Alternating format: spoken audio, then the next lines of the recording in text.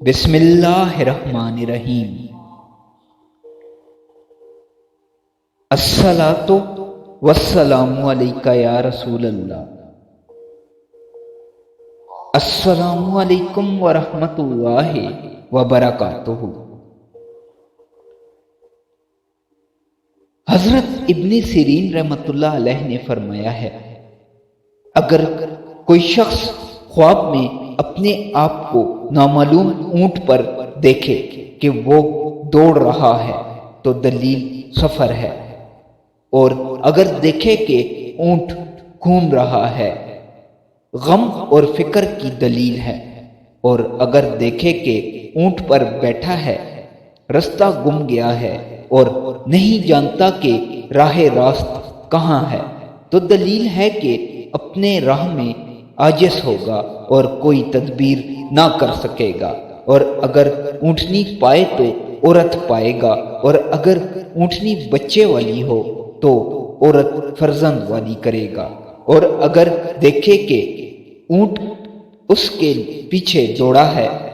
تو دلیل غم ہے، اور اگر دیکھے کہ اونٹ نے اس سے سر پھیرا ہے تو متی نہیں ہوتا ہے تو دلیل ہے کہ غمناک ہوگا۔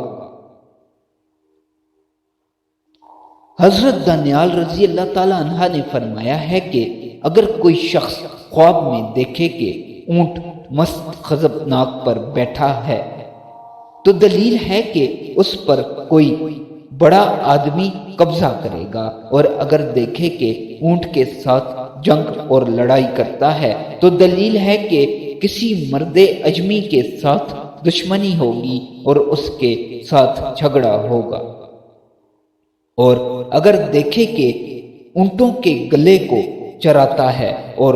جانتا ہے کہ اس کے اپنے ہیں تو دلیل ہے کہ اس کو ملک ملے گا اور وہ اہل ملک پر حکومت کرے گا، اور اگر خواب میں دیکھے کہ اونٹنی کا دودھ دھوتا ہے تو دلیل ہے کہ بادشاہ سے اسی قدر مال و دولت پائے گا، اور اگر دیکھے کہ دودھ کی بجائے اونٹنی کے پستانوں سے خون نکلا ہے تو دلیل ہے کہ اس کو حرام مال ملے گا، اور خواب میں دیکھے کہ کسی نے اس کو اونٹنی بخشی ہے یا اس نے خود خریدی ہے تو دلیل ہے کہ عورت کرے گا یا کنیز خریدے گا،